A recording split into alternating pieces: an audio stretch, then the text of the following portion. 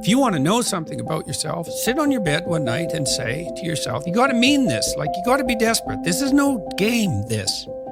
It's like, my life is not everything I want it to be, and perhaps it's not everything that I need it to be. And by need, I mean my life is so unbearable that the suffering that's attendant upon that is make me nihilistic, cynical, bitter, resentful, homicidal, genocidal, unable to have a good relationship, prone to punish people for their virtues because of my jealousy, driving the proclivity to see evil everywhere except within my own heart. Like, these are problems, man. And you ask yourself, you sit on the bed and say, okay, man, I'm ready to learn something. Like, what's one thing I'm doing wrong that I know I'm doing wrong, that I could fix, that I would fix? It's like, you meditate on that, you'll get an answer. And it won't be one you want, but it'll be the necessary one. And it's often something that will point you to small things. So Carl Jung said, people in the modern world don't see God because they don't look low enough. And so imagine you're in your messy bedroom, and you're sitting on the edge of the bed trying to have an honest dialogue with yourself. And the little voice says, it's pretty disgusting in here. And you think, well, I'm way above such trivial niceties as organizing my room. It's like, well, that's pride. That's arrogance. If you're above organizing what's actually yours, how in the world are you ever going to organize anything else? And so you get on your knees and you think, well, it's time to, take a brush to the toilet. And maybe that's where you start. And that works. That works. You start making those micro improvements, like real micro improvements, real on the ground, actual micro improvements to things that are wrong. You'll improve unbelievably rapidly. You don't want someone else's fate. Man, your fate's enough. And your adventure's enough. It's plenty. It's more than you can ever fully realize. And so that's also part of the reason that we all believe that the individual has some intrinsic dignity. It's, don't be so sure that your position and your room is so damn trivial. It might be your attitude towards it that's trivial.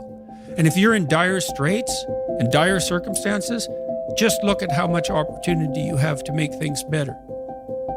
So, not that it's easy. You don't even want it to be easy.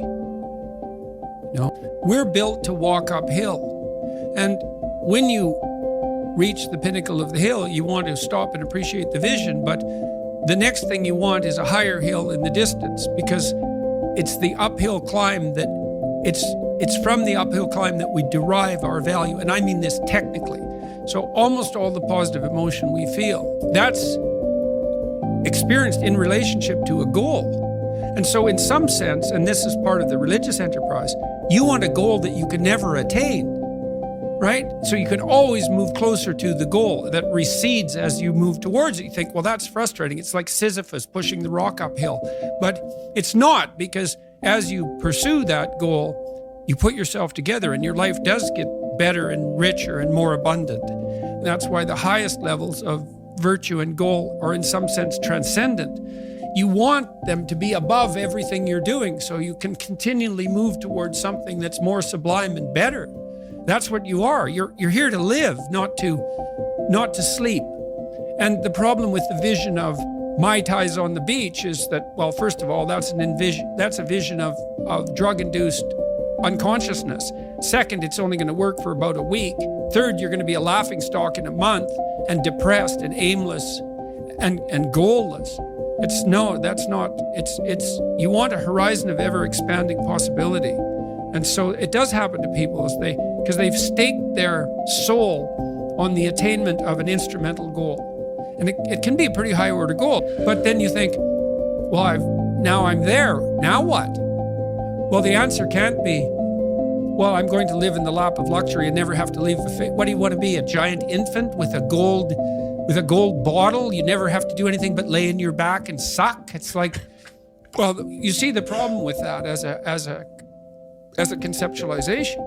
It's no, you want to be like an active warrior moving uphill with your sword in hand. And that's dynamic, that's exciting. And that's why so many young men disappear into video games. That's all acted out in the video game. So they have to act that out in their own life. Not that I despise video games, because I don't, but they're not a substitute for life. They might be good training under some conditions for life.